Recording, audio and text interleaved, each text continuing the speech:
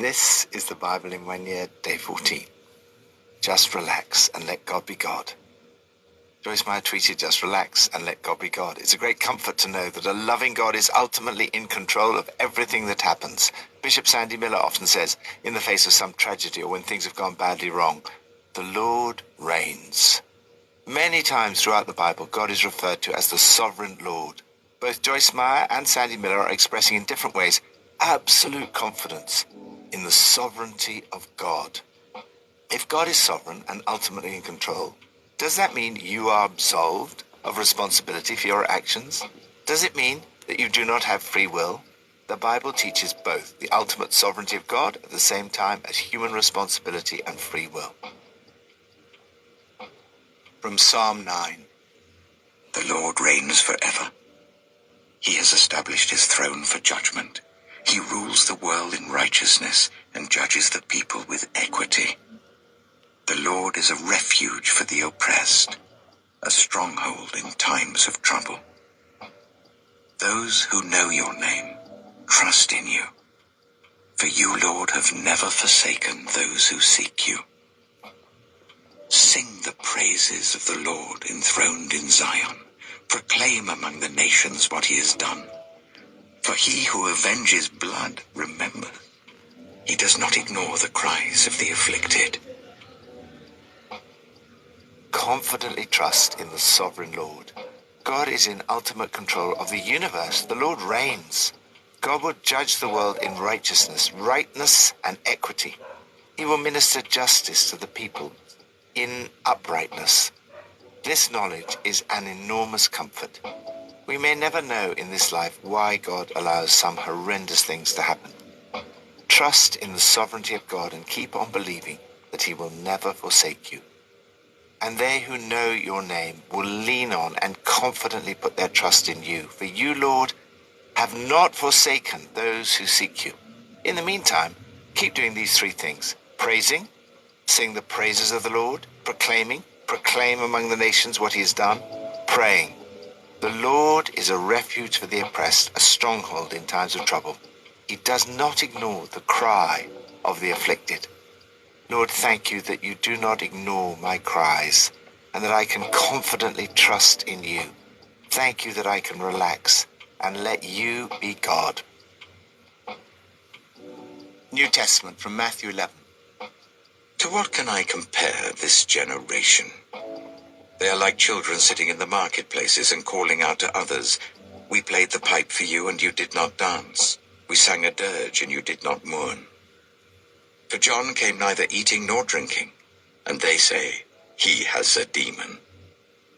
The Son of Man came eating and drinking, and they say, "Here is a glutton and a drunkard, a friend of tax collectors and sinners." But wisdom is proved right by her deeds. Then Jesus began to denounce the towns in which most of his miracles had been performed, because they did not repent. "Woe to you, Chorazin! Woe to you, Bethsaida! For if the miracles that were performed in you had been performed in Tyre and Sidon, they would have repented long ago in sackcloth and ashes. But I tell you, it will be more bearable for Tyre and Sidon on the day of judgment than for you. And you, Capernaum, will you be lifted to the heavens? No, you will go down to Hades. For if the miracles that were performed in you had been performed in Sodom, it would have remained to this day. But I tell you that it will be more bearable for Sodom on the day of judgment than for you." At that time Jesus said, "I praise you, Father, Lord of heaven and earth, because you have hidden these things from the wise and learned and revealed them to little children. Yes, Father, for this is what you were pleased to do. All things have been committed to me by my Father. No one knows the Son except the Father, and no one knows the Father except the Son, and those to whom the Son chooses to reveal him. Come to me, all you who are weary and burdened, and I will give you rest. Take my yoke upon you and learn from me, for I am gentle and humble in heart, and you will find rest for your souls.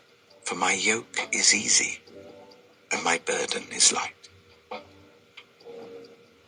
Accept the invitation to walk with Jesus. The teaching of Jesus is fascinating. In the first section of today's passage, he seems to be saying you can't win. On the one hand, John the Baptist was an ascetic and was accused of being demon-possessed. On the other hand, Jesus went to parties with all kinds of people and made friends with those who were regarded as unsavory characters.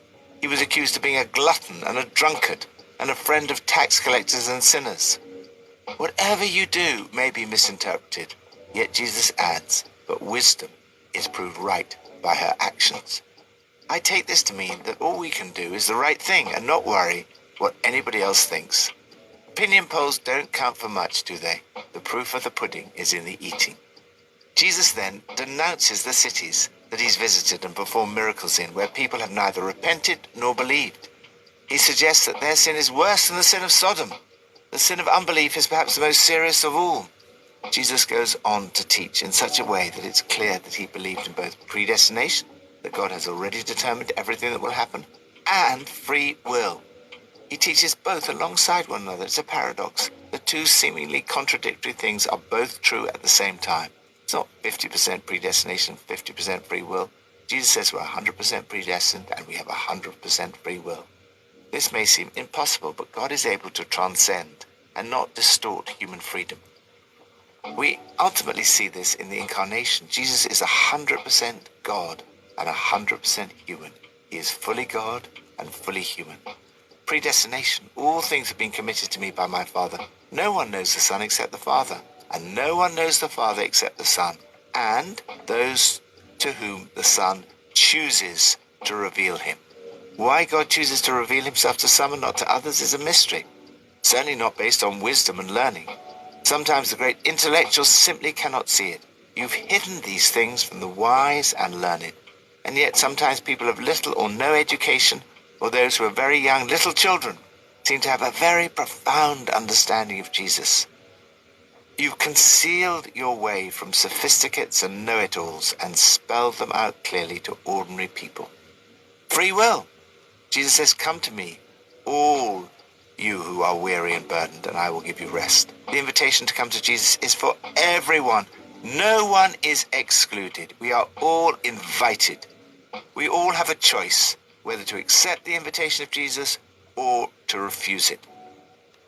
I find it difficult to get my mind around this paradox. However, I found the following illustration helpful. Imagine a room with an arched doorway. The outside of the arch is inscribed with the words, "Come to me, all you." Everyone is invited into the room.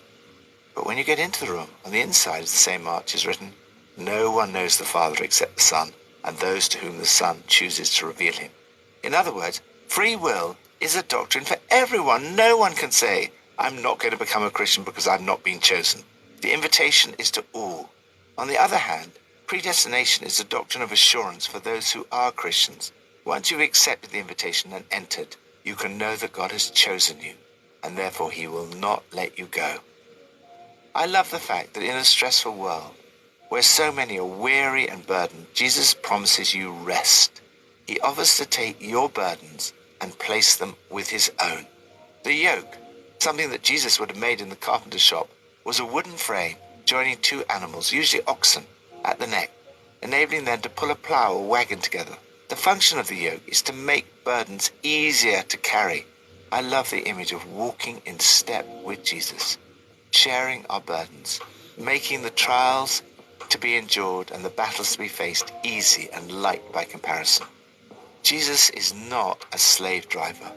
When you pursue his agenda for your life, you carry a burden, but it's not harsh, hard, sharp, or pressing, but comfortable, gracious, and pleasant.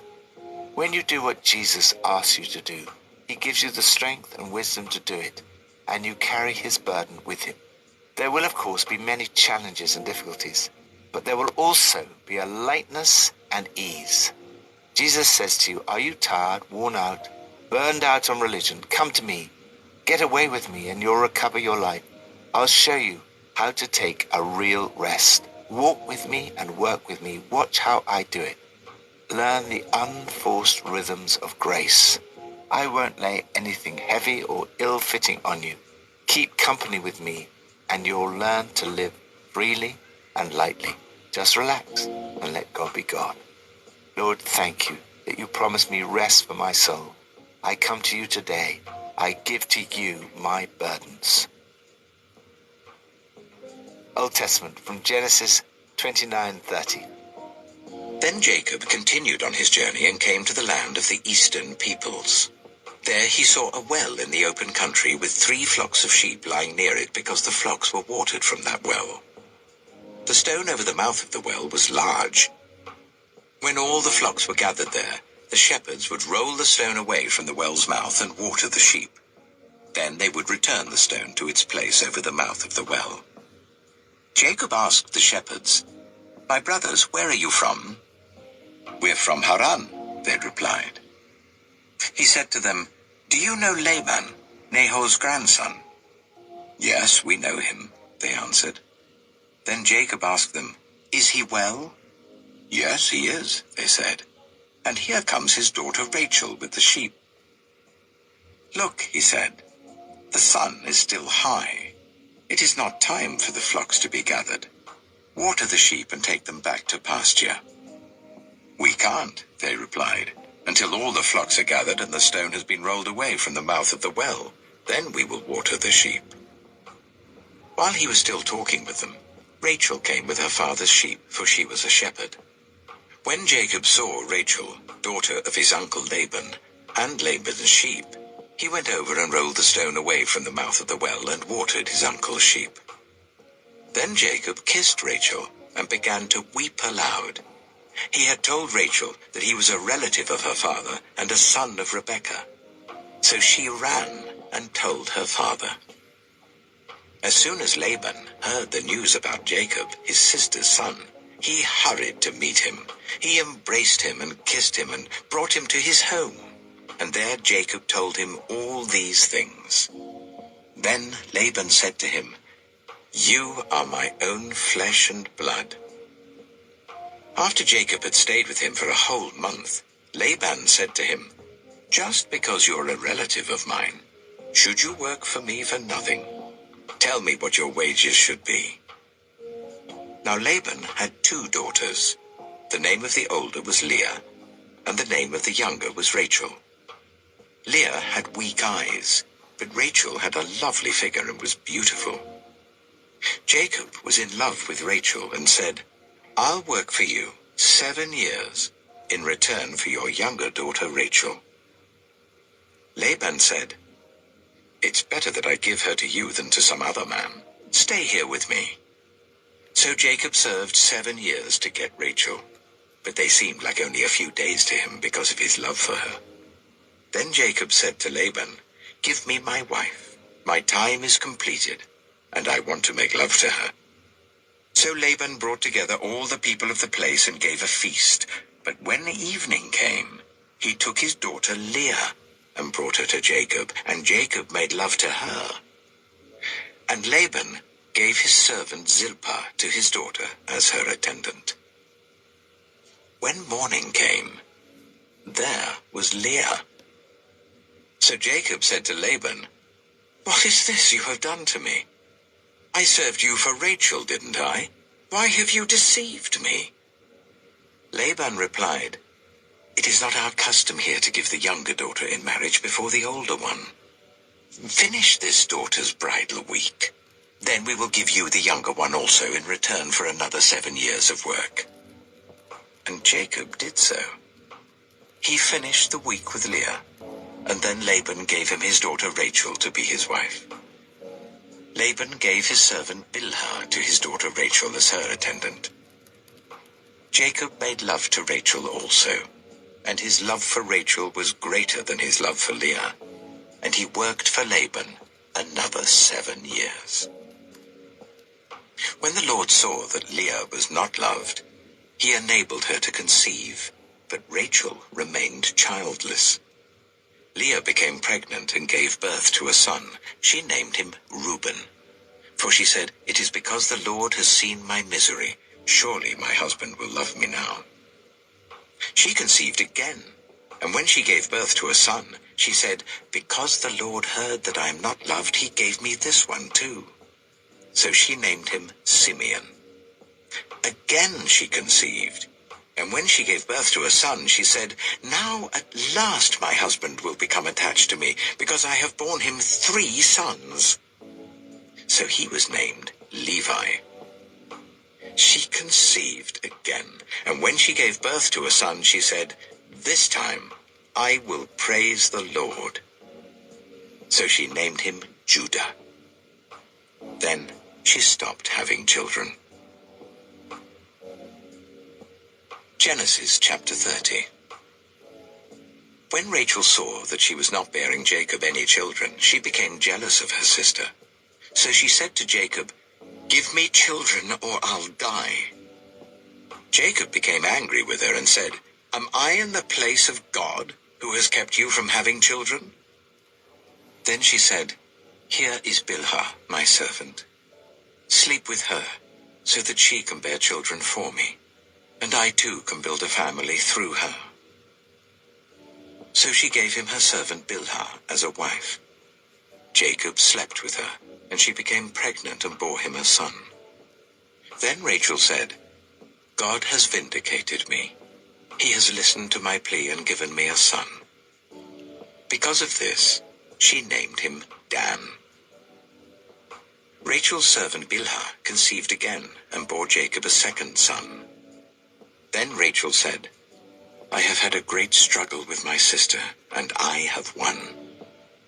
So she named him Naphtali. When Leah saw that she had stopped having children, she took her servant Zilpah and gave her to Jacob as a wife. Leah's servant Zilpah bore Jacob a son. Then Leah said, "What good fortune!" So she named him Gad. Leah's servant Zilpah bore Jacob a second son. Then Leah said, "How happy I am! The women will call me happy." So she named him Asher. During wheat harvest, Reuben went out into the fields and found some mandrake plants, which he brought to his mother Leah. Rachel said to Leah, "Please give me some of your son's mandrakes." But she said to her, "Wasn't it enough that you took away my husband? Will you take my son's mandrakes too?" "Very well," Rachel said. "He can sleep with you tonight in return for your son's mandrakes." So when Jacob came in from the fields that evening, Leah went out to meet him. "You must sleep with me," she said. "I have hired you with my son's mandrakes." So he slept with her that night. God listened to Leah, and she became pregnant and bore Jacob a 5th son. Then Leah said, "God has rewarded me for giving my servant to my husband." So she named him Issachar. Leah conceived again and bore Jacob a 6th son. Then Leah said, "God has presented me with a precious gift. This time my husband will treat me with honor because I have borne him 6 sons. So she named him Zebulun. Sometime later she gave birth to a daughter and named her Dinah. Then God remembered Rachel. He listened to her and enabled her to conceive. She became pregnant and gave birth to a son, and said, "God has taken away my disgrace." She named him Joseph, and said, "May the Lord add to me another son." After Rachel gave birth to Joseph, Jacob said to Laban, "Send me on my way so I can go back to my own homeland. Give me my wives and children for whom I have served you, and I will be on my way. You know how much work I've done for you." But Laban said to him, "If I have found favor in your eyes, please stay. I have learned by divination that the Lord has blessed me because of you." He added, "Name your wages, and I will pay them." Jacob said to him, "You know how I have worked for you, and how your livestock has fared under my care. The little you had before I came has increased greatly, and the Lord has blessed you wherever I have been. But now, when may I do something for my own household?" "What shall I give you?" he asked. "Don't give me anything," Jacob replied. "But if you will do this one thing for me, I will go on tending your flocks and watching over them. Let me go through all your flocks today and remove from them every speckled or spotted sheep, every dark-colored lamb, and every spotted or speckled goat. They will be my wages, and my honesty will testify for me in the future, whenever you check on the wages you have paid me. Any goat in my possession that is not speckled or spotted, or any lamb that is not dark-colored, will be considered stolen." "Agreed," said Laban. "Let it be as you have said." That same day, he removed all the male goats that were streaked or spotted, and all the speckled or spotted female goats, all that had white on them, and all the dark-colored lambs, and he placed them in the care of his sons. Then he put a 3-day journey between himself and Jacob, while Jacob continued to tend the rest of Laban's flocks. Jacob, however, took fresh-cut branches from poplar, almond, and plane trees, and made white stripes on them by peeling the bark and exposing the white inner wood of the branches. Then he placed the peeled branches in all the watering troughs, so that they would be directly in front of the flocks when they came to drink.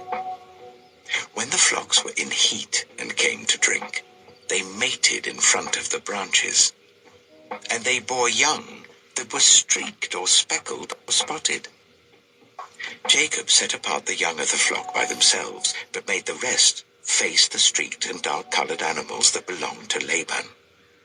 Thus he made separate flocks for himself, and did not put them with Laban's animals. Whenever the stronger females were in heat, Jacob would place the branches in the troughs in front of the animals, so that they would mate near the branches. But if the animals were weak, he would not place them there. So the weak animals went to Laban, and the strong ones went to Jacob. In this way the man grew exceedingly prosperous, and came to own large flocks and female and male servants, and camels and donkeys. Watch God work his purposes out. God works his purposes out in spite of our weakness, vulnerability, and sin. Jacob was a deceiver. What we sow, we reap. He sowed deception, and he reaped deception from Laban. He then continued the cycle of deception.